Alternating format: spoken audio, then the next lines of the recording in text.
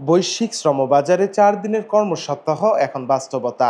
Iceland, যুক্তরাষ্ট্র ও জাপানের পরীক্ষামূলক প্রকল্পে দেখা গেছে কর্মীদের উৎপাদনশীলতা ২০ থেকে ৪০% বৃদ্ধি পেয়েছে। অন্যদিকে মানসিক চাপ উল্লেখযোগ্য হারে কমেছে। তবে ৬ দিন ছুটি কেবল একদিন কর্মব্যস্ততা এমন দেশও আছে পৃথিবীতে। এমন নিয়ম আছে প্রশান্ত মহাসাগরের দ্বীপরাষ্ট্র ভানুয়াতুতে।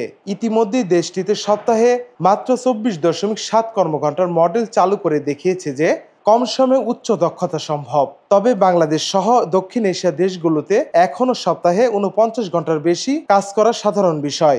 ILOর তথ্য মতে বাংলাদেশের ৪৭% কর্মী এই দীর্ঘ কর্মঘণ্টা মেনে চলেন, যা স্বাস্থ্যের জন্য ক্ষতিকর। বিশেষজ্ঞরা বলছেন এই নতুন মডেল কর্মী ধরে রাখার হার ৩০% বাড়তে পারে।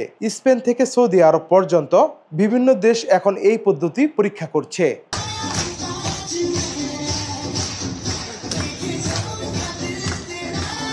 নাফিউল লিকসন, দৃষ্টি ২৪।